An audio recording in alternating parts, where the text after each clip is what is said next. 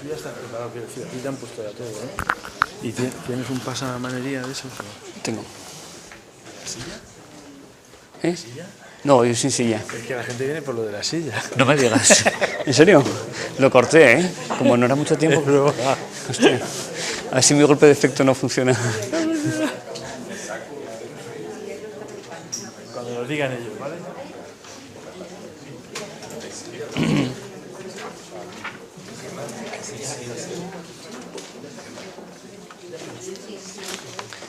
Sí, sí me escribe.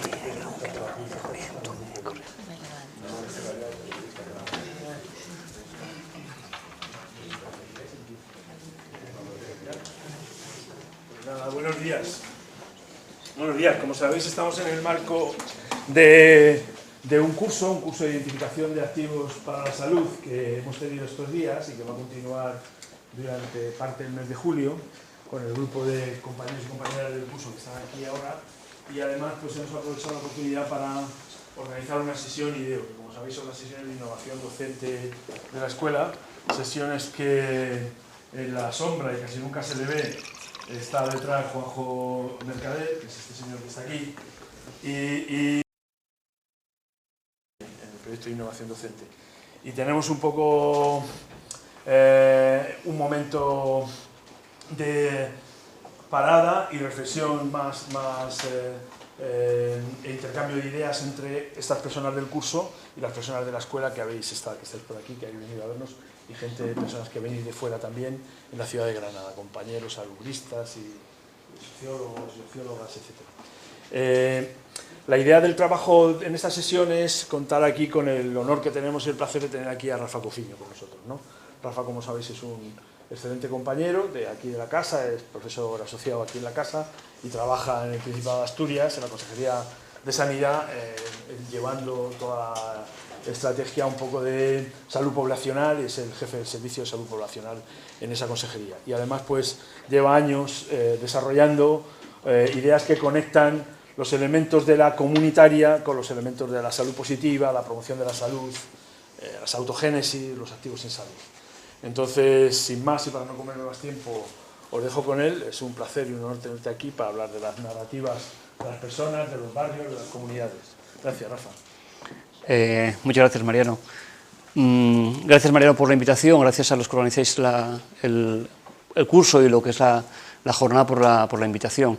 La verdad es que no me suelo poner especialmente nervioso cuando doy una presentación, y de hecho llevamos 2 días aquí hablando, ¿no? Y de forma distinta y tal, pero sí que es un gran honor y un gran orgullo poder estar aquí con gente muy relevante, con la escuela, con gente que sabéis mucho de todo esto.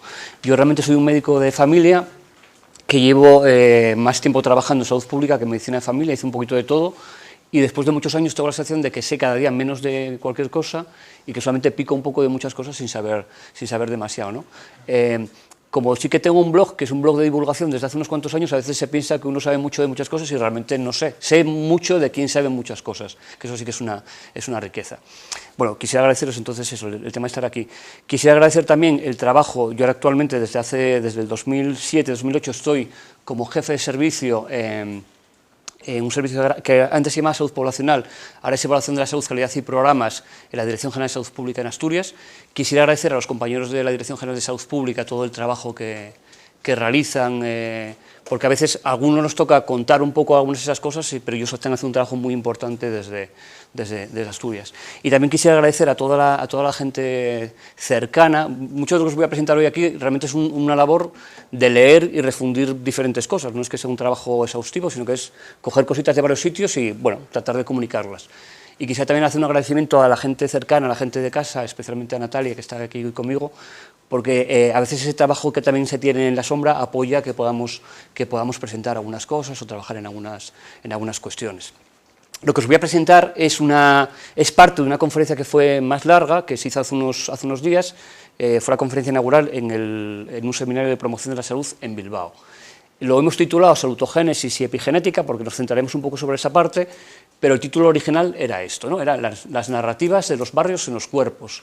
Este es el patio donde yo crecí de pequeño, es el patio de mi casa, era lo que yo veía desde pequeño mirando hacia arriba, y algunas de las reflexiones que os voy a ir lanzando es un poco pues cómo esto influye en nuestros cuerpos, en nuestros aprendizajes o en nuestros resultados en salud.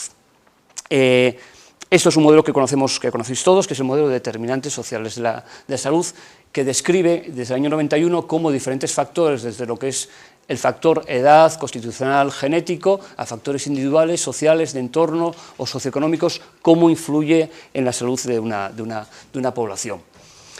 Un modelo, yendo a contar lo mismo de una forma diferente, es que la distribución de esos determinantes en un contexto determinado, en una población determinada, genera o puede generar desigualdades en salud. Este es un documento, yo creo, de referencia muy potente, hecho en España en el año 2010, donde explica en qué medida determinantes estructurales y ejes de desigualdad influyen en determinantes intermedios y aspectos psicosociales, conductuales y biológicos tienen influencia en desigualdades de la salud, ¿no? La diapositiva es muy interesante también porque vamos a ver, y veremos en varias diapositivas a lo largo de la presentación, cómo lo de la izquierda condiciona mucho lo que ocurre aquí. Y como algo también muy interesante, que por ejemplo en el curso lo llevamos hablando estos 2 días, cómo es importante ponerse las gafas de desigualdad, ¿no? Cuando a veces, por ejemplo, presentamos datos de nuestra comunidad autónoma diciendo que la autopercepción en salud ha mejorado 2 puntos respecto a la anterior encuesta de salud, sí puede ser real respecto a una media poblacional, pero cuando nos ponemos las gafas para ver clase social, género, edad, etnia o territorio, vemos que hay diferencias en términos de resultados de salud. ¿Cuáles son las causas de todo esto? Desde hace 8 años llevamos trabajando en cursos de salud comunitaria con nuestros residentes de medicina de familia y de enfermería familiar y comunitaria, a partir de un caso práctico y real de una mujer que se llama María Teresa, que expresa malestar en una consulta de atención primaria y expresa un malestar que normalmente se acaba medicalizando, ¿no? Entonces, lo que trabajamos siempre con ellos es decir esto, a partir de esos síntomas de malestar inespecífico que llenan nuestras consultas de atención primaria, cuáles son las causas de las causas y cómo su contexto social, económico y biográfico influye en estos resultados de salud. Cada curso salen una serie de mapas que de hecho son muy concordantes, demos el curso a residentes de familia, o demos el curso a grandes especialistas en medicina preventiva, o demos el curso a grandes popes de salud pública, ¿no? El mapa al final sale muy parecido en todas las formaciones. ¿Cuáles son las causas de las causas? Una persona que para nosotros a nivel teórico y práctico es de referencias a Anna Dierks, ¿no? Anna Dierks en varios artículos que tiene claves, concretamente en que es un artículo muy bonito publicado en el año 2012, hace esta referencia entre diferentes modelos, diferentes enfoques para explicar aproximaciones a causas de las causas y en modelos de desigualdades. Bien, lo cito, digo, por si alguien tiene más interés en hacerlo. A veces los salubristas son como un poco vampíricos, ¿no? Porque lo que hacen es chupar diferentes teorías que vienen de otros modelos educativos o teóricos y se las llevan a su terreno. Yo cuando presentamos hace unos años el tema del modelo de Dahlgren y Whitehead en la consejería, una compañera pedagoga decía, bueno, pero esto es lo que Bronfenbrenner decía ya en su modelo ecológico, ¿no? Yo no conocía a Bronfenbrenner, pero cuando lo ves dices, pues sí que es cierto que hay cierta vampirización del modelo Bronfenbrenner hacia el terreno del salubrista, ¿no?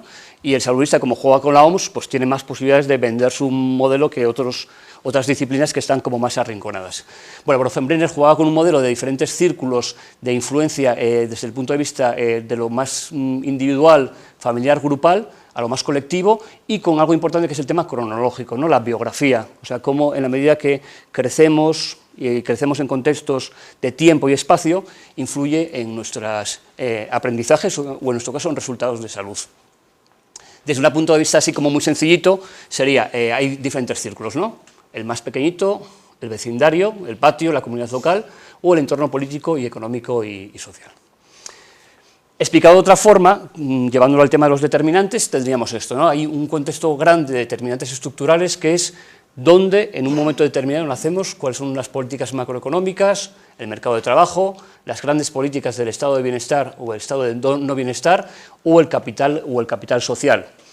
Y hay unos condicionantes más pequeñitos relacionados con edad, género, nivel educativo, pensar, ¿no? Si hiciéramos un ejercicio cada uno, ¿no? De dónde venís, cuál fue vuestro patio. Ayer hablábamos, Mariano ponía un ejemplo que era hacer un mapa de activos para la salud partiendo del mapa emocional de cada uno en un momento que era la adolescencia, ¿no? Si pensamos nuestra edad, género, nivel educativo, etnia, clase social, ingresos económicos, la clase social que tenemos y la clase social de la que venimos, nuestro ascensor social, nuestras condiciones de empleo y trabajo actuales y nuestras referencias biográficas, exposiciones, viviendas, todo eso que es el código postal, capital social, sistema sanitario o activos, ¿no? Y algunos más que faltarían en esta narración. Y todo eso, ¿cómo se relaciona con aspectos en relación con resultados de salud? De algo que también Pepe hoy por la mañana, ¿no?, decía, ¿lo llamamos salud o lo llamamos bienestar? Realmente, Paco decía, muchas veces hablar de salud la gente lo entiende, ¿no? En otros contextos a veces salud es sistema sanitario, no es bienestar. Y también aprendizajes, ¿no? O sea, ¿en qué medida todo esto condiciona aprendizajes, bienestar? Fundamentalmente lo que voy a intentar de relatar o dar algunos ejemplos es cómo conectamos esto con esto, ¿no? Ejemplos del tema de determinantes y desigualdades, no voy a poner muchas diapositivas, pero hay ejemplos muy bonitos, ¿no? Esto es una encuesta, estos son datos de la Encuesta Nacional de Salud agrupados por el Observatorio de Desigualdades, concretamente con una pregunta de la encuesta que es percepción regular o mala en relación con estado de salud. Y entonces es el tema de la importancia de ponerse las gafas de desigualdades. Entonces vemos el resultado según hombres trabajadores no manuales, hombres trabajadores manuales, mujeres trabajadoras no manuales o mujeres trabajadoras manuales, ¿vale? Siempre decimos que nuestra María Teresa, esa mujer que acude hipermedicalizada y demás, estaría en esta situación. Eso hace, y es un tema muy importante para decir, cuando miremos y cuando actuemos la información y la acción desde la perspectiva de género, o desde la perspectiva del territorio y la infancia. Esto es un trabajo muy bonito de un autor al que voy a volver luego, que es Herdman, que desarrolla el Atlas de Desarrollo de la Infancia en el British Columbia, y donde lo que hace son mapas de unidades escolares relacionándolos con diferentes indicadores, ¿no? El mapa es muy interesante porque de los diferentes estudios que hacen es desarrollando una escala de desarrollo en la infancia, cómo esta escala y diferentes dimensiones de esta escala se relacionan con variables de ingreso o de empleo, ¿no? O sea, en qué medida la vulnerabilidad física, las competencias sociales están relacionadas o no relacionadas con ingresos, con empleo o con otras dimensiones de los padres y de las madres. Bien, la conexión. ¿Cómo conectamos esto con esto? ¿En qué medida hay una conexión entre todo esto que habíamos visto como grandes determinantes y pequeños determinantes con resultados en términos de salud? Vamos a contar varias historias un poco para ilustrar esto. Marmot, en un libro muy bonito que es el tema relacionando el tema de las diferencias por gradientes sociales, pone el ejemplo de la corte de Whitehall, ¿no? Entonces es un gráfico muy sencillo que, por ejemplo, para nosotros, para explicar los adolescentes, yo creo que se entiende bastante bien. Entendemos que puede haber diferencias en resultados de salud entre gente muy rica y gente muy pobre, pero Marmot dice, vamos a ver qué ocurre cuando las diferencias no son tan grandes, qué ocurre con los funcionarios británicos, donde todos ganan un sueldo, pero donde sí que hay jerarquías. Dentro de los funcionarios británicos hay jerarquías más bajas y jerarquías más altas. Concretamente, el gráfico representa mortalidad en enfermedad coronaria en hombres, y habla de la distribución, ¿no? De la distribución que vamos a tener. El patrón en comparación es el administrador, que sería como el gerente, y vemos qué ocurre con mortalidad por enfermedad coronaria. Jerarquía más baja, jerarquía más alta. ¿Qué veis?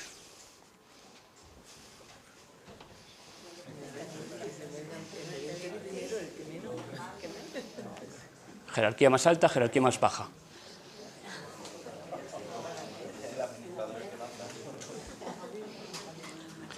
Bien, hay un gradiente, que esto es el gradiente social del que habla Marmot al hablar de desigualdades. Hay un gradiente social en relación con, a medida que disminuye la jerarquía, hay más mortalidad por enfermedad coronaria. ¿Por qué? Tiene más tensión, ¿no? Están más explotados. ¿Están más explotados? Yo creo que lo comentaste bien, ¿no? Que había una sensación como de que falta de valoración, Falta de valoración. De ver la diferencia. ¿El cambio de? Muchas veces de la participación en el propio trabajo, no en la organización, sino de que se revisen todo esto y tienen poca capacidad. No sé. Vale, perfecto. La primera hipótesis, de todas formas, que normalmente suele salir aquí ya estáis en un nivel avanzado de pantalla, ¿no?, de juego, normalmente la primera hipótesis que es el tema de las conductas, ¿no? Algo que se plantea inicialmente es decir, es que las conductas en este tipo de jerarquía de estrato son peores que en ese tipo de estrato, ¿no? Es decir, se fuma más, se come peor, se hace menos actividad física. O sea, es una primera hipótesis cuando manejamos el tema de conductas en relación con resultados de salud. Cuando se ajustó por el tema de factores de riesgo, por esos factores de riesgo clásicos, ojo, por otro lado clásicos en nuestras intervenciones cardiovasculares, se ve que sí, que de alguna forma hay un gradiente también en cuanto a factores de riesgo, explican algo la mortalidad por enfermedad coronaria, pero no explican, toda la enfermedad coronaria. Lo que Marmot plantea, y esto es muy interesante, es, plantea esto, ¿no?, dicho de una forma narrativa, que es un fumador que está en una categoría profesional baja, tiene más riesgo de enfermedad que un fumador que está en un riesgo en una categoría superior.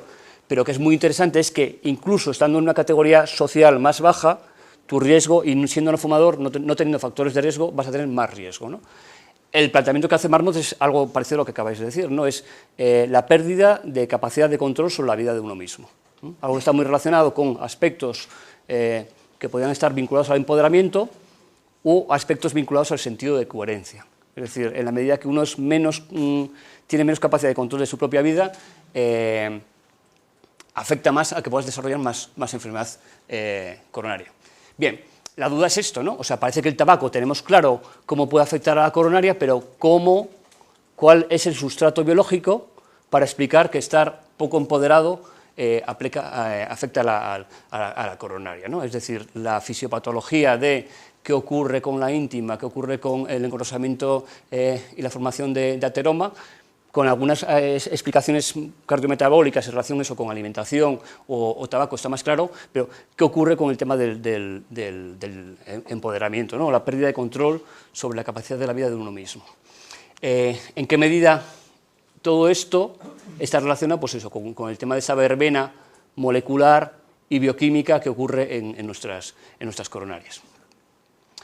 Bien. Otro factor importante en cuanto al tema de determinantes, de cara a explicar lo que voy a empezar a explicar a continuación, es esto que Ángel González cuenta de una forma perfecta, ¿no?, que es, para que yo me llame Ángel González, para que mi ser pese sobre el suelo, fue necesario un ancho espacio y un largo tiempo, hombres de todo el mar y toda tierra, fértiles vientres de mujer, y cuerpos y más cuerpos fundiéndose incesantes en otro cuerpo nuevo. O sea, Ángel González en este y en otros varios poemas cuenta que el cuerpo que ahora mismo está contando no es un cuerpo que aparece aquí, sino que es un cuerpo que hace un viaje milenario desde hace muchos años, ¿no? Tenemos un bagaje genético que va pasando de cuerpo en cuerpo para ser lo que uno es ahora mismo. Incluso este cuerpo que habla ahora mismo, no molecularmente y celularmente, no es el mismo que podía hablar hace 30, 40 o 40 años. Y llego con esto al artículo de Hertzman, donde cuenta esto, ¿no? ¿Cuál es el sustrato biológico para poder explicar cómo el código postal, voy a decir lo de Javier del código postal, ¿no? El código postal es más importante para la salud que el código genético, pero vamos a intentar explicar también por qué el código postal puede influenciar en el código genético. El artículo de referencia hay muchos, ¿no? Pero uno de los artículos muy bonitos, y además que lo explica muy bien porque es una persona que viene también de la psicología evolutiva, que es Hertzman, es este, ¿no? Cómo la experiencia se mete bajo nuestra piel para generar resultados en salud. El artículo de Hertzman, la hipótesis que plantea es esta, las experiencias cotidianas influyen en nuestra biología, existe un engranaje entre nuestras experiencias y nuestro cuerpo, hay periodos de oportunidad que marcan de una forma más especial lo que pueda ocurrir o pueda ocurrir en resultados de salud por nuestras experiencias, y esas modificaciones biológicas se relacionan con aspectos de salud, con aspectos de bienestar o con aspectos de aprendizajes. Un tema también interesante de todo esto es pensar, la palabra a veces determinantes es bastante determinadora, ¿no? Entonces pensar no solamente que son determinantes, sino que son condiciones y que pueden ser reversibles. Esto también es interesante para explicar algunas cuestiones, es decir, cosas que puedan ocurrir también pueden ser reversibles según determinadas modificaciones que puedan ocurrir.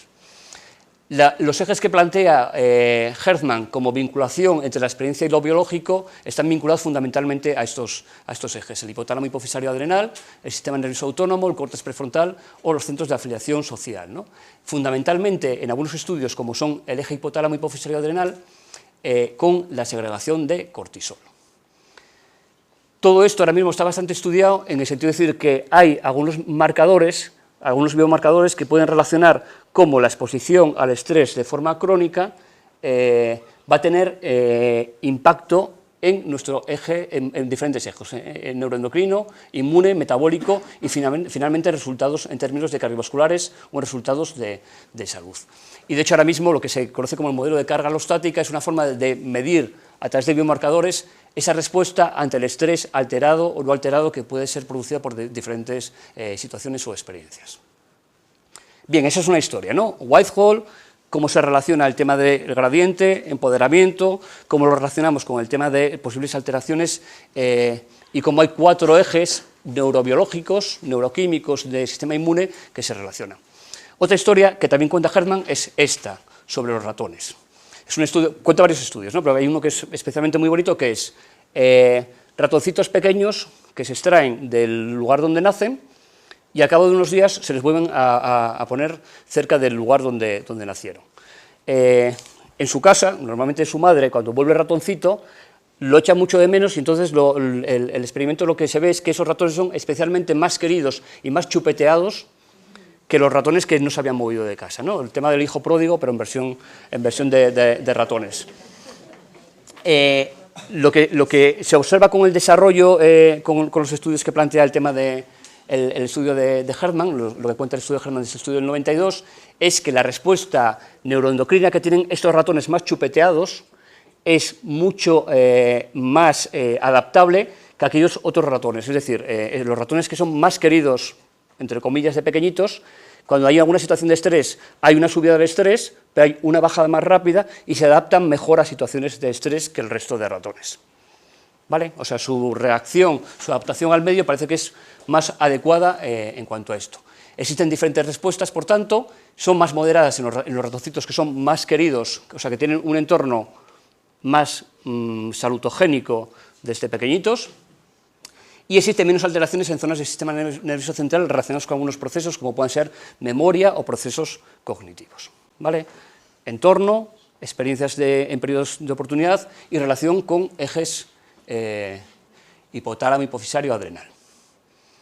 Bien, la siguiente historia es otra historia suelta, que es la historia de Rosetto. ¿Cuántos conocéis la historia de Rosetto? Javier. Bien, la historia la regaló Rafa Bravo, que es un referente a nivel nacional en muchas cosas.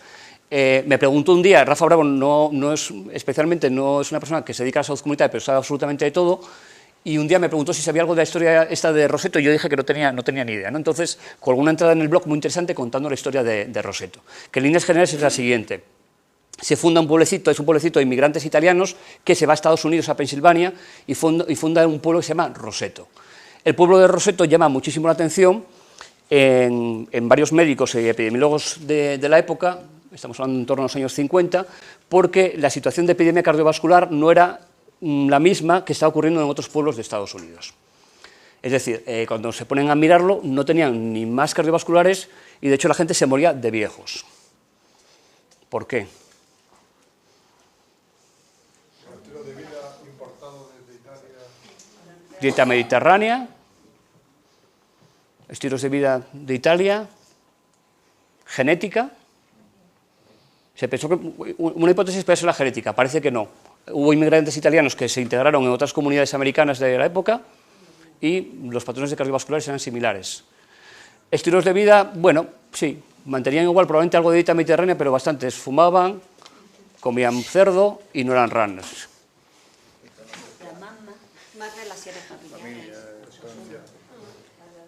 Familia, entorno, relaciones familiares. Kawachi, que es una de las personas de referencia ahora mismo a nivel mundial desde Harvard en temas de capital social, cuenta en un vídeo muy pequeñito la historia de Rosetto y cuenta una historia que es la siguiente. Dice, cuenta esto de la trayectoria de las cardiovasculares y las diferentes hipótesis. Y lo que parecía es que la cohesión social que tenía Rosetto, las redes sociales que había a nivel familiar, a nivel grupal en Rosetto, eran muy fuertes y eran factores protectores en términos de salud. Y cuenta una historia que es cómo en Rosetto los porches de las casas americanas, las típicas, imaginaos la calle americana, las casas con los porches, ¿no? Normalmente las familias típicas americanas, la vida en los porches es atrás, no es adelante. En Rosetto la gente, en esta época en que las cardiovasculares todavía tenían no habían llegado, las enfermedades cardiovasculares, la gente hacía la vida en los porches de delante de las casas. A medida que las relaciones entre las familias empezaron a cambiar y pasaron atrás en los porches, ¿qué ocurrió? Las cardiovasculares empezaron a crecer. Ojo, pues esto que también siempre lo contamos a los residentes, es decir, os llegó un tipo súper friki, de barbas, que nos dijo que vivir en la parte de atrás de los porches protegía de tal, ¿no? O sea, algo contado a través de diferentes historias, que es lo que os quiero decir, es vivir en la parte de delante de los porches y tener más redes sociales y estar mejor conectado, protege, ¿no? Vamos a ver por qué, no solamente por un tema metamágico que hay. Es decir, la pregunta sería, ¿cómo puede proteger una sociedad más igualitaria, con menos desigualdades sociales, con más oportunidades, en que nuestras comunidades sean más resistentes? ¿Y cómo afecta incluso teniendo peores conductas, ¿no? Que es un poco el decir, cómo incluso con peores conductas clásicas esto puede ser posible. Bien, llegamos entonces un poco a la parte más central, que es el tema de cómo se relaciona esto con el sustrato biológico a través de la epigenética. Hemos visto algo ya en relación con los temas de los ejes hormonales, sistema inmune, pero vamos a verlo con el tema de la epigenética. Bueno, no soy un experto, insisto, soy un mediocre divulgador, no soy un experto en absoluto en ninguno de los temas que estoy contando. Entonces, de cara a entender la epigenética, os voy a contar también una historia que a mí me vino muy bien para poder contarla y entenderla. Se muere un señor y deja el testamento. Entonces el testamento que deja es ese texto, que es: dejo mis bienes a mi sobrino Juan, no a mi hermano Luis, tampoco jamás pagues la cuenta al sastre, nunca de ningún modo para los jesuitas, todo lo dicho es mi deseo. Se monta un barullo en la familia porque no saben muy bien exactamente qué quiere decir con este texto la herencia, ¿no? Fijaros en el texto, leerlo de nuevo.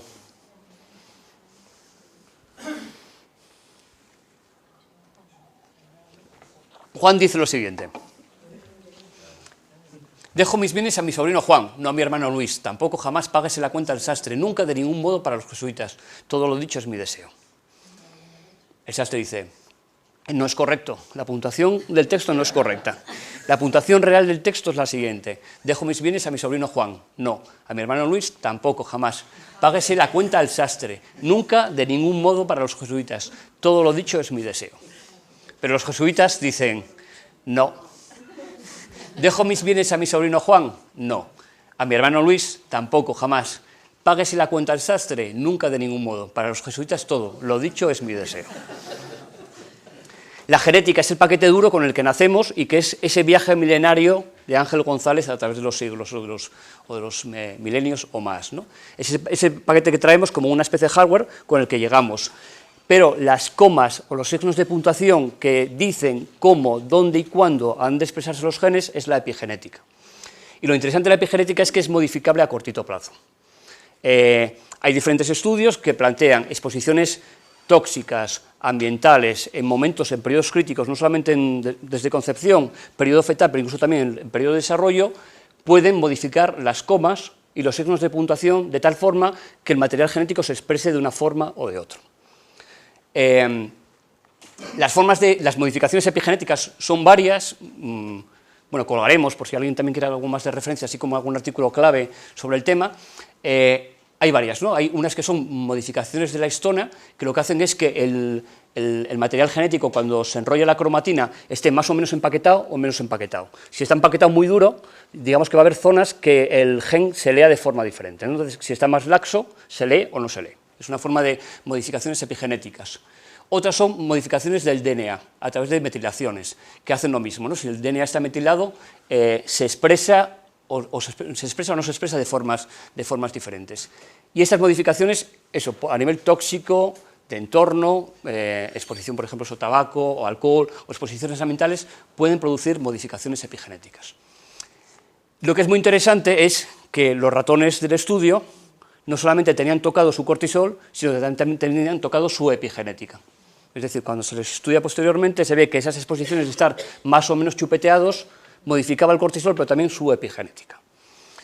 Y algunos estudios de correlación, que no de causalidad, dicen cómo diferentes poblaciones de humanos expuestas a condiciones sociales adversas de pobreza hace que al cabo de los años, cuando se les estudian en las cortes, su epigenética sea diferente. Es decir, estés más o menos metilado.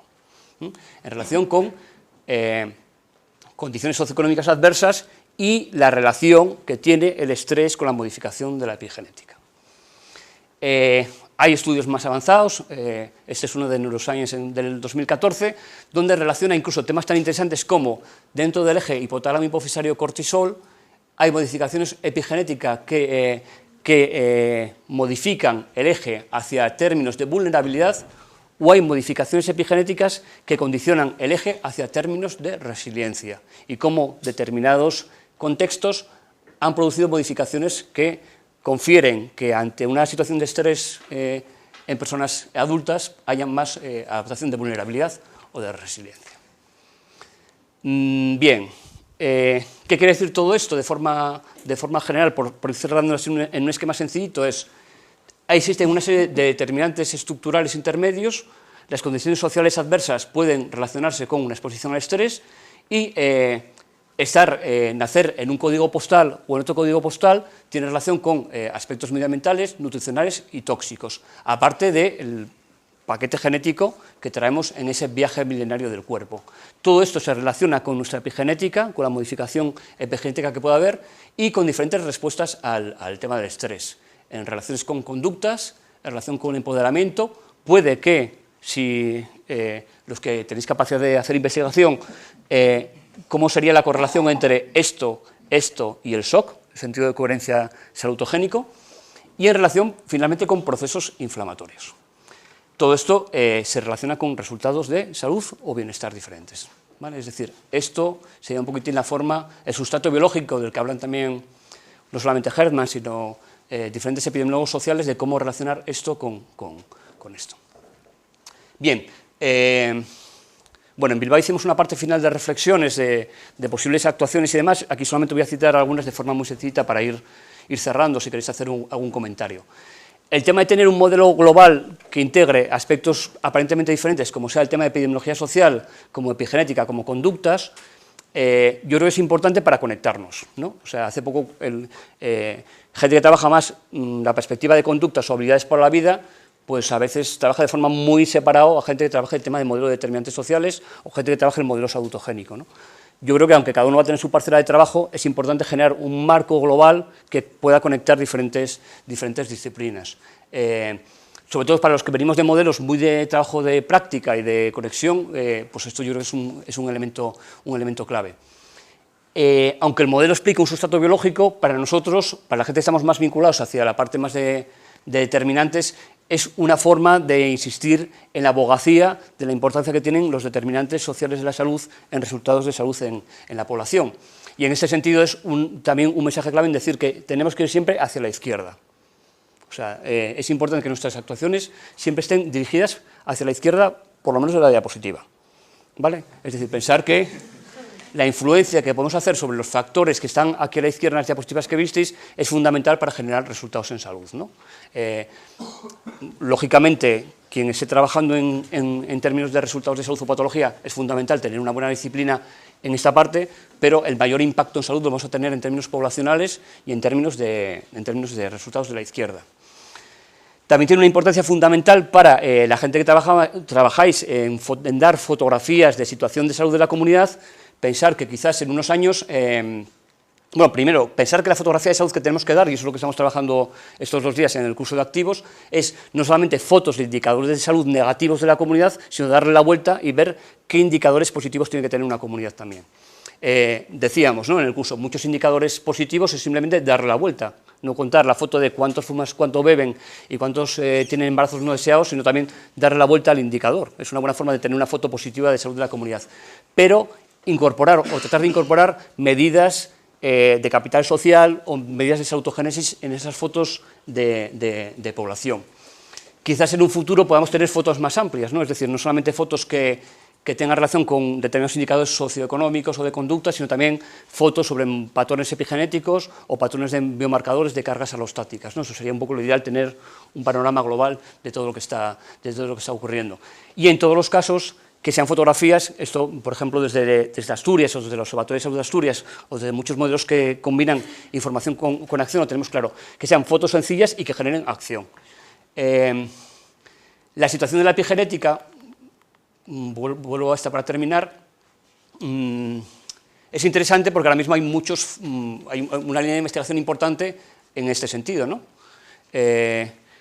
Poníamos siempre el ejemplo de cuando hace unos años determinadas personas que en condiciones sociales adversas tenían problemas aquí y se planteaba el tema de medicalizarlas pues con determinados fármacos ansiolíticos, probablemente hace 20 años se consideraría una aberración pensar que si el problema estaba aquí, actuar aquí, ¿no? O sea, ahora mismo, por ejemplo, en Asturias y en otras comunidades autónomas, el consumo de hipnosedantes o ansiolíticos en mujeres es altísimo, ¿no?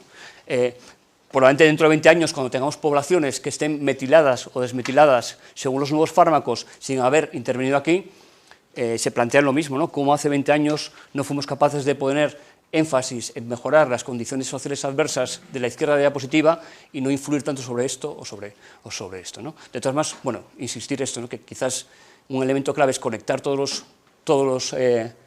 los tramos, pero sin perder de vista esto, ¿no? Necesidades de mejores condiciones y mejores códigos postales para toda la población. Y creo que nada más. Si queréis pasar un turno de preguntas o comentarios o...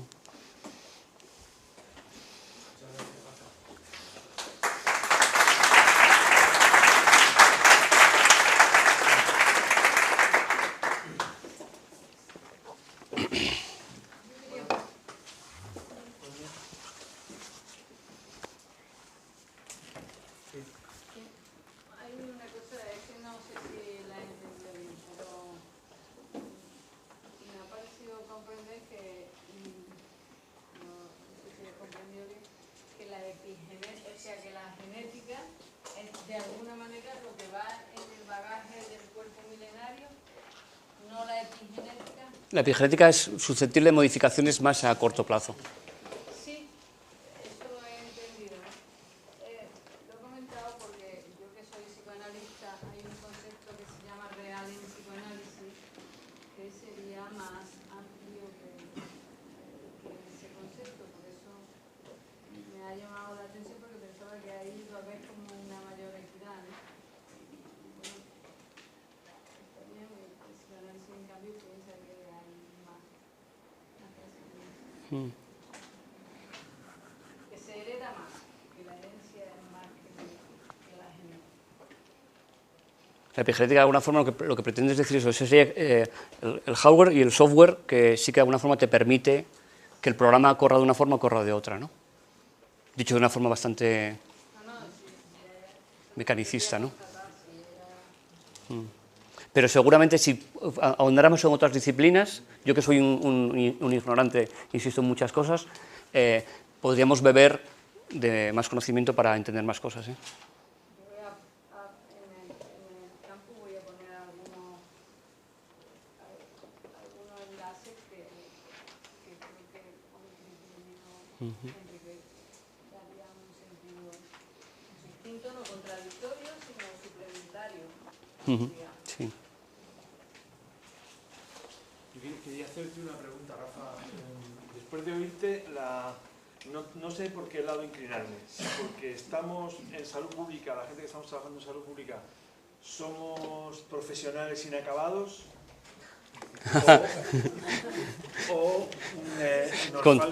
nos faltan engarces, conexiones.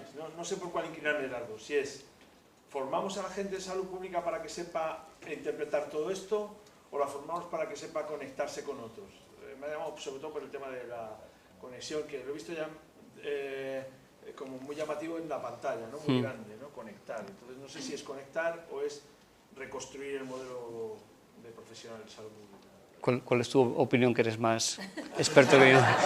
Eso ya se lo he visto hacer, me acuerdo, hace años, en un congreso, de blogueros de la salud, el primer congreso que hubo en España de blogueros de la salud, subieron a este señor a una mesa y lo primero que preguntó es si se podía hacer propaganda, no voy a decir la propaganda que hizo, pero tampoco con un eslogan Sumac, el de su manzana, y puso otra cosa, un poco bestia, la verdad, y después a las preguntas que le hacían, todas sabía alguien en el público que las sabía contestar. Yo no lo sé, lo pregunto porque estoy muy liado. O sea, estoy mirando a Bimbela, que hacemos mucha docencia juntos, y Bimbela y yo estamos en un lado, probablemente, más de lo social, más de lo psicológico, más de lo comportamental, y no sé qué profesional es el que haría falta. Creo que ahora sí, para solucionarlo rápido, es mejor las conexiones. Para la solución urgente es potenciar el que aprendamos a conectarnos, ¿no? Pero en el futuro estoy pensando gente joven que se empieza a formar, igual habría que formar salubristas con este perfil, ¿no? Hombre, yo creo que el tema es que esto es eso, yo creo que al final cada uno va a trabajar, no sé, a lo mejor uno va a trabajar aquí, o aquí, o aquí, ¿no? O allí. Es decir, pero sí que es cierto que el marco global sí que, sobre todo es cierta cuestión, como eso que decías de psicoanálisis, de respeto hacia otras disciplinas, ¿no? Y entender en qué medida esto me puede ayudar a entender, incluso a explicar algo que parece raro, decir por qué la pobreza va a influir en mi coronaria si fumo bien, no fumo ni tengo conductas, ¿no? O sea, ese sustrato, ese patrón de Nancy Krieger, cuando lo explica ya muy bien desde la episocial, pues sirve, ¿no? Aunque luego tú trabajes aquí, ¿no? O sea, yo creo que es el tema de tener una referencia global. Incluso te creas más o menos algunas partes, ¿eh? Y luego, pero insisto, que para nosotros a mí, yo creo, desde el punto de vista de desde la gente que tenga visión de salud pública, trabaje incluso en otro aspecto, es la importancia de hacer abogacía hacia esto. O sea, porque este esquema nos sirve cuando explicábamos el tema de la prevención de cáncer de cuello de útero, nos sirve perfectamente para lo mismo cuando destripamos las causas de las causas, ¿no? Es muy importante que hagamos actuaciones a este nivel, pero al final va a haber que hacer actuaciones aquí, ¿no? Y el impacto poblacional, desde una perspectiva clásica de Rose, tiene que ser hacia aquí, ¿no? Pues ya que María no me ha citado, yo Rafa no te conocía y estoy encantado. Te diré, hacía tiempo que no disfrutaba tanto estando a este lado y escuchando a alguien. ¿No? Mira que han sido 40 minutos, ¿no? Pero me parece que ha sido excelente, excelente. La profundidad, la humildad. Es curioso porque a los 5 minutos, ¿sabes qué pensaba? Digo, yo a este tío le dejaría a mi hijo. Es una pregunta que me hago a veces, ¿no? Porque cuando digo ciertos políticos, ¿no? Y a veces para diferenciar quién, digo, le dejaría a mi hijo y a algunos digo, hostia, no, en absoluto. Y 5 minutos, a ti te los dejaría, ¿no? Te lo dejaría. Que tengo, vamos. Entonces, me encanta lo que desde el primer momento me has transmitido con tu qué y tu cómo, ¿no? De verdad, estoy encantado, ya hablaremos. Y lo que has dicho, excelente, ¿no? Creo que en esa síntesis has sido capaz. Si tuviese que sintetizarlo en algo, realmente lo de la acción final, ¿no? Yo creo que es fundamental. La salud pública está para cambiar el mundo a mejor y hay que pasar a la acción. Yo estoy muy harto de bla, bla, blas, que no dicen nada, humo, ¿no? Verborreas inútiles y academicismo. Entonces, lo tuyo me ha encantado, me ha enganchado y vamos, me apunto. Estoy ya Mariano y ya intentaré también pillarte con tu blog y demás. José Luis Bilbao. Muchas gracias. Un fan. Dice Carlos Álvarez de Aldet que se apunta lo de las comas para copiarlo. Yo sabía que le iba a gustar, sí. Carlos es buen amigo común. De todas formas, por volver un poco también, o sea, nosotros, por ejemplo, en el servicio en el que trabajamos, no tenemos, la parte académica es mínima y no tenemos tampoco tiempo de hacer investigación y si se puede hacer algo es muy complejo, ¿no? Pero sí que ahí sí que es importante el tema de las sinergias, ¿no? Y algo que vemos con esto, y eso lo hablamos mucho también con Mariano, es sí que hay gente que tiene un perfil académico y tiene un muy buen perfil académico y es importante sumarnos a todo esto, ¿no? Entonces, el combinar buena práctica académica, el ejemplo que estamos poniendo antes de los indicadores, ¿no? O sea, pues probablemente igual para hacer un mapa de indicadores para actuar en un barrio no tenemos que hacernos un gran... O sea, hay que buscar algo práctico que genere acción. Pero si queremos hacer investigación y dar modelos que nos permita jugar en primera división, ahí sí que el terreno académico es fundamental para tener buenas alianzas con ellos, ¿no?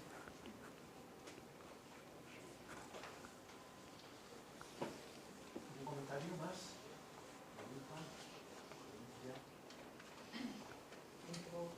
La verdad es que comparto totalmente lo que decía Mires y Silvia y además realmente como te sigo en el blog pues había leído ya algo de este tema que fue muy choqueante para mí como y casi que lo resumía un poco en que el ver los cambios genéticos y vinculado directamente al final a las condiciones sociales es como un paso más en algo que ya manejamos hace tiempo, ¿no? Ese peso de lo social no solamente en otros factores, sino en el gran paradigma de lo no modificable que es lo genético, ¿no? Que es lo que se supone que viene muy determinado ya. Entonces, ver cómo ese contexto también puede implicar modificaciones en lo genético es como un refuerzo más en esa línea, ¿no? De reforzar más que el camino está por orientarnos más a esa intervención. Un poco pues la simplificación que yo me hice con esta lectura como lo Y para nosotros, sí. No, yo quería decir que yo sigo a Cocinio ya hace algunos años y que me gusta mucho, lo leo en algunos artículos, que en general me suele gustar bastante su intervención y me encanta. Y por supuesto que me ha encantado el nombre, me ha parecido genial, el nombre de la narrativa de los barrios en los pueblos. Está muy basado en eso, en Nancy Kruger y en Hertzmann, que se juega mucho con esto de también, que nos...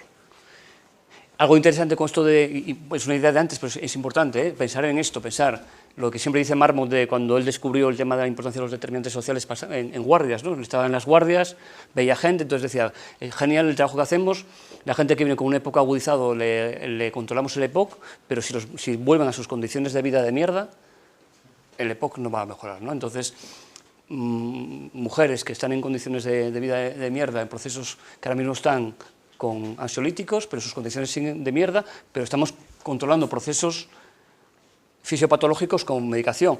Y esto puede ocurrir con fármacos epigenéticos, ¿no? O sea, gente que esté en condiciones de vida de mierda, que tengan el DNA más o menos metilado, tengamos fármacos para metilar o desmetilar, pero las condiciones no mejoren. Y esa lógica que vista por alguien diría esto es totalmente impensable, es una lógica que puede seguir creciendo y seguro que si no hacemos algo hacia allí se mantendrá, ¿eh?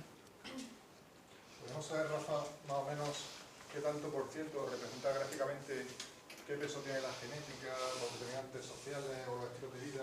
Hay diferentes modelos de esto de referencia. En los pesos que, por ejemplo, trabajamos en el Observatorio de Salud en Asturias, para hacer el ranking, trabajamos solamente con 4 bloques de determinantes, que son socioeconómico, ambientales, conductas y calidad del sistema sanitario. Y el peso que se pone en base a una revisión que trabaja la gente del County Health Rankings, que es el modelo en el que nos basamos, es 40 conductas, 40 socioeconómico, 10 sistema sanitario y 10 ambientales. Yo creo que es una aproximación, ¿eh? O sea, de hecho, el modelo no es en cajas aisladas, sino que las conductas están muy influenciadas por lo socioeconómico y las condiciones, ¿no? No deja de ser una aproximación muy pedagógica que a veces puede ser una caricatura que hay que mirar. De todas formas, ellos tienen un paper interno de revisión de esto que os lo pasamos. Para hacer el cálculo de pesos, revisaron desde la LOM diferentes modelos de pesos, entonces tienen esa aproximación. Rafa, una pregunta. ¿La felicidad dónde la meteríamos? No sé. Ayer hablasteis de la infelicidad de Wilkinson, ¿no? Mi reflexión es de lo siguiente. Yo en estos momentos de mi vida estoy físicamente peor que nunca y sin embargo me siento más feliz que nunca. ¿Cómo lo podemos esto? No es una seguridad. Sí. Así de claro. Y eso te lo digo con esta tranquilidad después de mucha reflexión y de curármelo mucho, ¿no? La felicidad sería un... Yo Sí. quizá te podría responder a eso. Quizá está en la persona, aparte de todos esos factores. Simplemente se trata de encontrarla. La tenemos dentro de cada uno de nosotros. Aparte de todos los factores medioambientales, culturales, familiares y demás. ¿Cómo lo podríamos llamar eso? Porque para que este esquema, que es precioso, interesantísimo, y claro, si tiene esa relevancia que yo he visto en mí, eso hay que poderlo trabajar de alguna manera, ¿no? Sí, pues...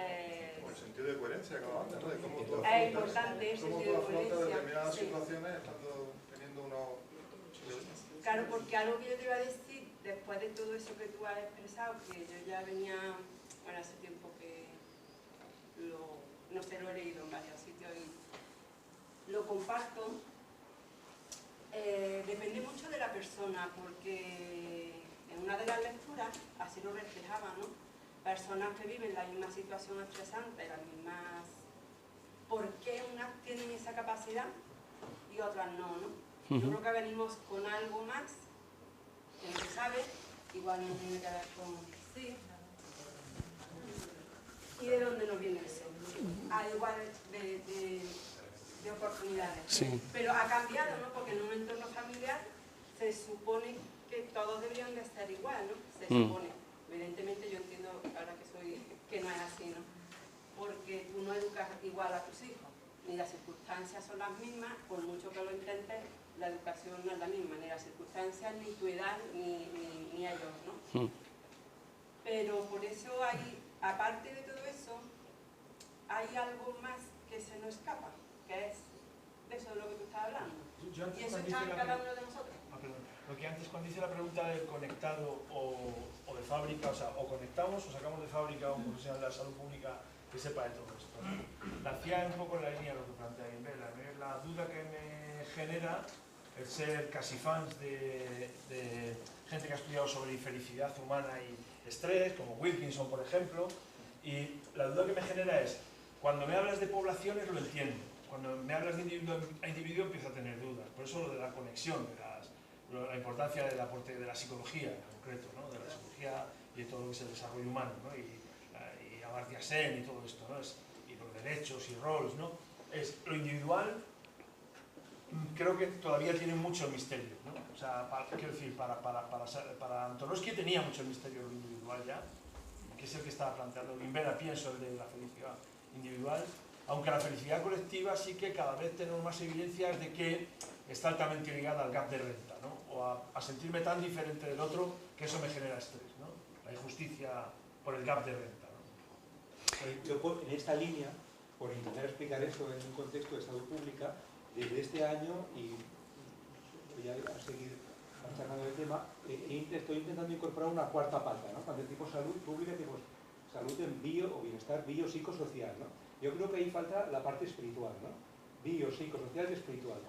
Repito, espiritual, ¿eh? No hablo de religión, hablo de espiritualidad en cuanto a sentido de la vida, ¿eh? Todo eso que tiene que ver con terrorismo del tipo que sea islámico o sea financiero. Lo que tiene que ver con cómo los adolescentes se ponen hasta el culo en la fiesta de la primavera. Yo creo que tiene que ver con, y lo que a mí me ayudó a salir del pozo en su momento cuando eso era, fue el sentido, ¿no? ¿A qué me dedico, ¿no? ¿Cuál es mi educación? ¿En qué?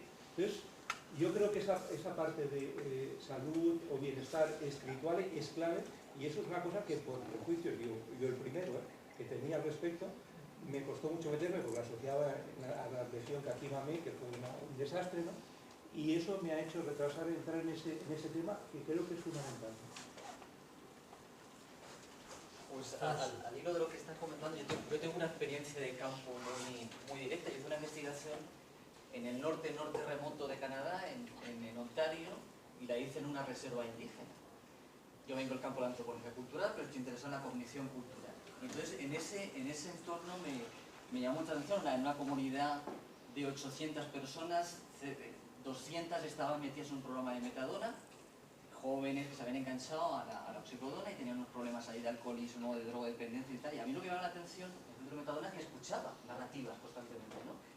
Era interesante ver cómo algunos estaban saliendo, estaban modificando su conducta y llegaban a una conducta fuera de las drogas, y se habían reinventado y habían construido un sentido de subjetividad positiva, y otros que no.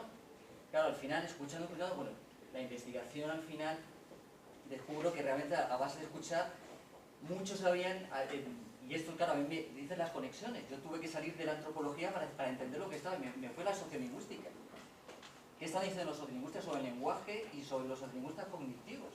Sobre las estructuras cognitivas. Y diferenciaban, por ejemplo, hasta descubrir que en el análisis de discurso se diferencia lo que son la narrativa de la crónica. Los que estaban saliendo de las drogodependencias habían adquirido una especie de sintaxis narrativa, de estructura narrativa, que es compartida. Que cuando empiezas a explorar etnográficamente el entorno, empiezas a ver, la habían adquirido porque estaban participando en un nuevo movimiento neoanimista que predica la idea de que lo que les pasa, una explicación moral, que lo que les pasa es que han salido del camino moral auténtico y deben de volver, digamos, a sus raíces espirituales y ancestrales, ¿no? Y en la medida que se iban, que tiene mucho de Alcohólicos Anónimos, cuando empecé a ver un poco de psicoterapia, empecé a ver que hay elementos que se habían copiado, pero habían reinventado parte de su tradición ancestral, a los nuevos tiempos está dando resultados, ¿no? Entonces, aquellos jóvenes, por ejemplo, que estaban saliendo, habían aprendido esa estructura narrativa, un templete que yo además di como tres fases la narrativa de cautividad, narrativa de alienación y narrativa de redención. Y todos aquí acababan en la narrativa de redención. Ahora yo sé quién yo soy Anishinaabe. Esa es la estructura lingüística. Habían aprendido, no solamente con la narrativa, después yo observo en el campo, haciendo etnografía, que el utilizar objetos simbólicos también les empoderaban y estructuraban. El hecho de no solamente la dimensión espiritual, la dimensión sensorial de la salud. El hecho de cómo percibió el espacio y cómo muchos de los rituales a la hora de conceptualizar el medio ambiente, en fin, estaban reestructurando su subjetividad completamente. Y aquellos que no habían acabado ese proceso de esa narrativa acababan con una crónica, que me relataban lo que había pasado, pero no tenían ese final. Se quedaban ahí. Y es como un bucle, no salían de ese... Entonces, sí que habían... Es verdad que, por ejemplo, los relatos eran personales, pero cuando tienes un conjunto de relatos y empiezas a compararlos, tienes a ver que las fuentes de ese relato son fuentes sociales, son compartidas, ¿no? Y tiene que ver con, bueno, un poco la idea del título de Almodóvar, La piel que habito. Al final era una cuestión de estigma, de recuperar. Claro, ellos habían vivido en un contexto indígena, han sido sometidos al estigma, al ser los bajos. El hecho de empoderarse de nuevo, una nueva narrativa personal, con la idea de sentirse bien bajo la piel que uno habita, era fundamental, ¿no? Y los recursos que estaban utilizando, pues un discurso social compartido, una plantilla, una sintaxis narrativa, objetos simbólicos, y otra vez volver a recuperar, a entender el espacio de una manera distinta que antes no tenían, ¿no? Gente que además no habían cambiado su estatus socioeconómico. O sea, lo fascinante es que esta gente no habían conseguido un sentido de felicidad, de placer, de convicción, habían logrado ese sentido que les faltaba anteriormente, ¿no? Y lo más fascinante a la cognición, por último, es que estos indígenas nunca se habían expuesto. Lo que a mí me llama la atención es que nunca se habían expuesto a la tradición indígena. Ya había habido procesos de occidentalización, no sabían el idioma materno, su conducta era una conducta canadiense. O sea, la cuestión es esa capacidad que tiene no solamente de alterar, lo digo hay ya una corriente en Estados Unidos que es neurociencia cultural, que es hasta qué punto cómo modelos cognitivos, modelos culturales alteran la estructura neuronal y reestructurar tu subjetividad. Bueno, muy interesante. Sí, por eso aquí si no me emociono. Bueno, es que hay poco emoción lo que yo Tenemos que ir terminando. Está muy bien, pero nosotros tenemos ahí un ritmo con el curso y una cita con el jefe y mil cosas. ¿Queréis hacer alguna pregunta más o alguna intervención? Os pasaré como los 4 textos, así un poco de referencia, que son los básicos, así que también hay uno del PLOS que resume muy bien todo el tema de la epigenética de forma global. Hay un monográfico, creo que es el International Journal of Epidemiology, que cuenta muy bien todo el tema de epigenética para gente de salud pública. Y luego este de Hartman, que yo creo que es una buena síntesis como bastante interesante, ¿no? Que os lo paso por si... Muchas gracias, Rafa. Gracias a vosotros.